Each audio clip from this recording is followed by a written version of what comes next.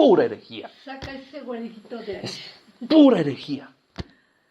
Es blasfemia lo que está diciendo ese cuate. No, Dios es el dueño del infierno y el mismo Satanás va a ser atormentado ahí. El infierno es infierno y están cortados para siempre de la luz de Dios. Su ausencia, en sentido figurado, es causa de aflicción. Charnock dice, incluso está presente en el infierno para atormentar a los malditos. Por eso, o sea, no es que perdamos o que nos vayamos de la presencia de Dios en el infierno, si es que llegásemos ahí, Dios quiera que no, pero lo que sucede es que no tenemos una relación con Él a través de Cristo. Y entonces, ¿qué sucede? Nuestro pecado, nuestra iniquidad, sale a la luz y va a ser castigada porque Dios es santo, Dios es justo. ¿Ok? El cielo es cielo porque la presencia manifiesta y consciente de Dios está ahí. ¿Sí? Es Él causa de dicha en las criaturas. Valga decir, tomar a colación lo que muchas veces se ha pensado, porque una forma en que se predica erróneamente, es decir, ¿te gustaría ir al cielo? Claro que la gente va a decir, sí, me encantaría, ¿no? Dicen que esas calles de oro, esas aguas cristalinas. No. La pregunta es, ¿quieres estar donde Dios está? Manifestándose. ¿Qué presencia o qué deleite va a haber en el inicuo delante de Dios? Ninguna. Si nosotros vamos a primero Dios estar delante de Él, es a través de Cristo, de la santidad de Cristo. Pero también nos va transformando, porque imagínense si nos aferramos a un pecado para llegar al cielo. No, pues no. No va a haber. ¿Sí queda claro? Sí. Por eso trabaja aquí, ¿no? Si nos aferramos, a un pecado para llegar al cielo. Sí, es que hay una falsa creencia que dice, bueno, eres salvo por gracia, lo cual es cierto. Uh-huh. Eres salvo a través de la fe, lo cual es cierto. Pero la verdadera fe trae frutos. Sí. Y esos frutos son frutos que van a resaltar en nuestra vida siendo santificada por el Espíritu Santo. ¿Ok? Uh-huh. Si nos aferramos a un pecado conscientemente, no es que vamos a dejar de pecar, eso es importante saberlo, pero si nos aferramos a un pecado y no queremos soltar al pecado, es muy probable que más bien no tengamos una relación con Dios. ¿Ok? ¿Por qué?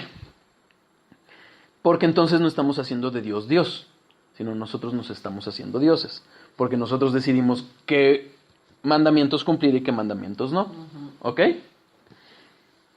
Si nosotros disfrutamos del pecado, vamos a aburrirnos, nos aburriríamos en el cielo, porque en el cielo no hay pecado. Dios es santo, Dios es justo y Dios trabaja en nosotros. En el momento de la glorificación es el momento cuando vamos a estar completamente libres del pecado. ¿Ok? No en esta vida, es un proceso, sí. Vamos caminando hacia allá, sí. Pero no vamos a estar completamente libres del pecado. Eso es una idea wesleyana, según yo. Creo que si no la creo, por lo menos la perfeccionó. Pero a lo que voy, y ese es el punto que hay que entender, en el sentido de que el cielo es cielo porque está Cristo ahí. Y Cristo es nuestra relación con Cristo y no con el cielo la que debemos anhelar. ¿Sí? Y eso implica necesariamente el desprendernos de nuestros pecados. ¿Sí? Vano haríamos si Dios ya nos muestra un pecado y querer seguir en él. ¿Sí? Claro. ¿Ok? ¿Vamos claros hasta ahí? Sí. Ok. Relación con los atributos, o sea, la omnipresencia en relación con los atributos de Dios. Dios es uno y no tiene partes. ¿Se acuerdan cuando vimos que Dios es uno y no tiene partes? Bueno, no es que una parte esté en un lado y otra parte de Dios esté en otro, no. Todo el ser, toda su esencia, está siempre en todas partes. ¿Sí? Él simple y sencillamente, porque Él es simple en el sentido de que no está compuesto, está totalmente presente en todos los lugares. ¿Sí? Toda la presencia, toda la esencia de Dios en todos los lugares. ¿Qué otra relación tiene con la infinitud de Dios? No es que Dios se multiplica para estar en todas partes, no es que tengamos muchos dioses en todas partes. Él no lo necesita. ¿Por qué? Porque es infinito. Entonces, siendo infinito, abarca todo, va más allá de todo. Si hubiera algún lugar en el que Dios no estuviere, implicaría que Dios tiene límites. Salmo 145:3. ¿Sí vamos claros? Sí.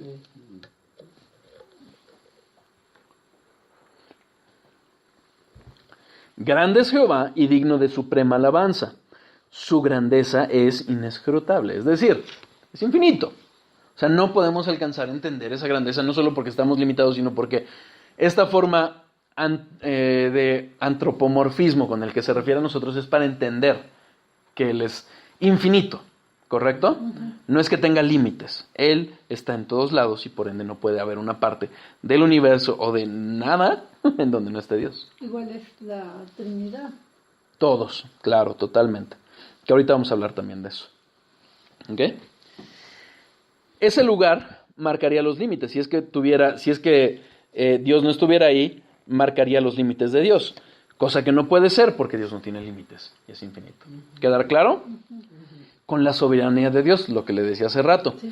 La omnipresencia es justamente lo que permite o está muy relacionado con la soberanía y providencia de Dios, porque Él tiene el dominio de todo y Él sustenta todo. Entonces está en todas partes y por eso, con toda su presencia, domina perfectamente lo que acontece. Wow. ¿Ok? Vamos a ver que eso es un consuelo para los hijos de Dios. ¿Por qué? Porque finalmente todo lo que acontece está Dios presente. ¿Correcto? La inmutabilidad. Lo vimos, lo acabamos de ver, no cambia de lugar. ¿Ok? Dios es omnisciente, está en todos lados y está en todos lados inteligentemente. Es decir, lo conoce todo. No es nada más de que, no sé, o sea, pensando, por ejemplo, un ser humano, ¿no? Que de repente te dicen, se te surgió una hormiga. Bueno, no la sentí. Pero estabas ahí presente. Pues estaba a mi pie, pero no lo sentí. ¿Sí me explicó?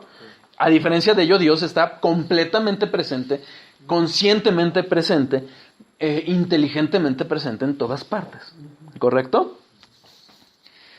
Es un atributo que no transmite Dios. No es bíblico que alguien o algo más esté en todas partes. Por eso es incorrecto pensar que, fue Satanás el que me tentó acá, es Satanás el que me tentó allá, es Satanás. No.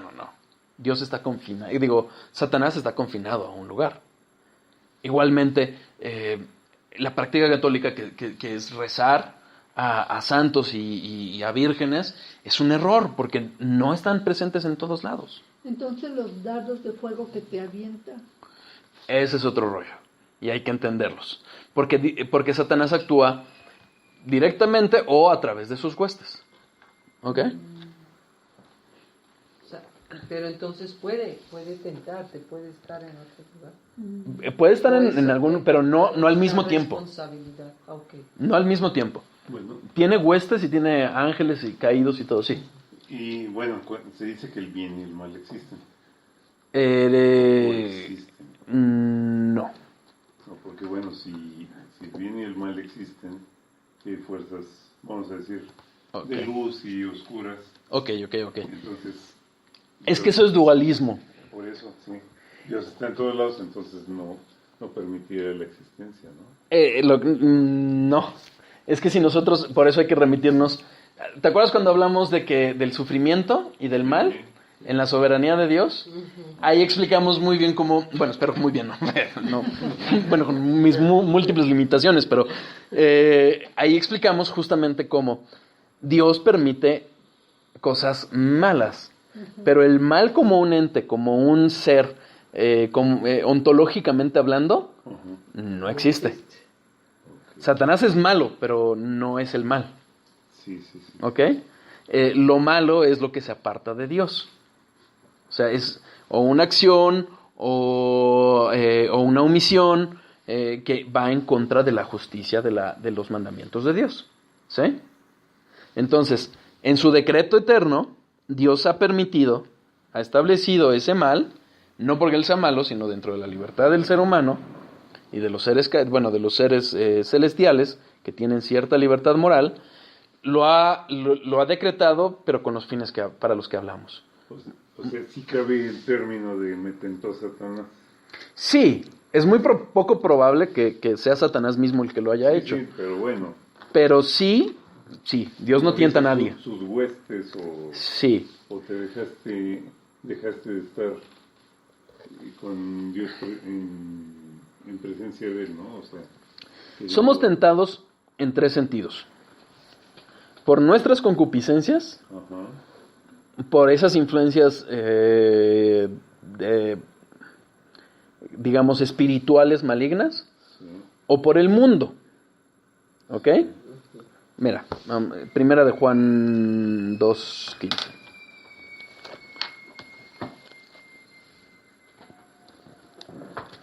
Los dardos de fuego son las tentaciones, ¿no? Cuando Ajá. te mete alguna idea y tú caes. Pero no necesariamente es eso, ¿eh? Hay que aprenderlo a discernir, porque muchas veces decimos nosotros, es que me tentó Satanás. Sí, pero ¿qué hacías en el prostíbulo a las 3 de la mañana? Bueno. ¿No? O sea, hay que tener cuidado, ¿eh? Quieres justificar tu pecado. Exactamente. Como yo no fui, o sea, fue Satanás, ¿no? De hecho, eso es uno de los errores que más se comete en el círculo carismático pentecostal, de hablar de qué es lo que se le llama animismo, ¿no? De ver en todos lados a Satanás, y en todas las cosas a Satanás. No tomes Coca-Cola porque es satánica, ¿no? Exacto, y la hacen guerra. Y es una justificación. Claro. Fíjate. No améis al mundo ni las cosas que están en el mundo. Si alguno ama al mundo, el amor del Padre no está en él. Porque todo lo que hay en el mundo, los deseos de la carne, los deseos de los ojos y la vanagloria de la vida, no proviene del Padre, sino del mundo. Entonces, hay cosas que no fabrica directamente Satanás. Sí, sí. Porque siempre se le echa la culpa a él. Sí, pero insisto, ese es un ánimo de no querer asumir la responsabilidad. Ahí toma sentido, por ejemplo, una joya, un auto. Y no porque necesariamente sea malo, pero por ejemplo... pero no es fabricado por Dios, no necesariamente no es algo hecho por Dios. Pero Entonces, es que... no debes de adorarlo. Eso es un hecho. Solo adorarlo solo a Dios. Sí. Pero pensemos, por ejemplo, es que no podemos decir, por ejemplo, un coche. Ajá. Oye, es que los coches son malos. No, a ver. Los coches son coches, las cosas son cosas. Sí. No son entes morales, pero pensemos, ¿no? Yo quiero tener un coche para llevar a mi abuelita que no puede caminar a la iglesia los domingos porque eso, o sea, necesita ese alimento espiritual. ¿Ok? Pues no es malo. No. Ahora quiero tener un Ferrari, último modelo, para hacerlo. Bueno, ya entra codicia, entran una serie de cosas, ¿sí? Pero ¿a qué voy? O sea, porque es importante distinguirlo también. Saber que no necesariamente es algo exterior. De hecho, Jesucristo dice que la contaminación proviene del corazón del hombre, ¿no? Sí hay ocasiones en que Satanás actúa. Lo vemos en Judas, por ejemplo. En el momento en que come el pan, que le da el pan Jesucristo, entra en él. Y actúa directamente. Pero si nosotros nos remitimos antes, ya sus concupiscencias lo inclinaban a robar. El mundo, la codicia, estaba tentándolo. Entonces, son por esas 3 vertientes. ¿Sí? Y también vimos, en el momento de hablar de la soberanía de Dios, cómo incluso Dios saca bien de incluso las tentaciones. ¿Sí? ¿Vale?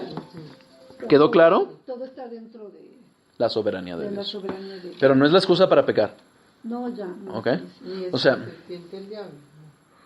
No, o sea, puede Puede ser. ser. Más bien es tu propia responsabilidad. sí, Más ante bien todo. no actuar mal, ¿no? Ante todo. Porque Dios no tienta a nadie, pero con la tentación siempre da la salida. Es que al final también nuestra naturaleza está... Pecaminoso. no, bueno, no, sí, al final nuestra naturaleza va en contra de la voluntad de Dios, ¿no? O sea, estamos hechos de carne, es a lo que voy. A lo mejor no me supo explicar bien. Y entonces, nosotros al estar hechos de carne, pues obviamente queremos o anhelamos más bien hacer las cosas en la carne, ¿no? Y, Claro. obviamente las del espíritu. Porque la carne pide más y más y más, ¿no? Gálatas 5:16. 5:17, porque el deseo de la carne es contra el espíritu, y el espíritu es en contra de la carne, y estos se oponen entre sí para que no hagáis lo que quisierais.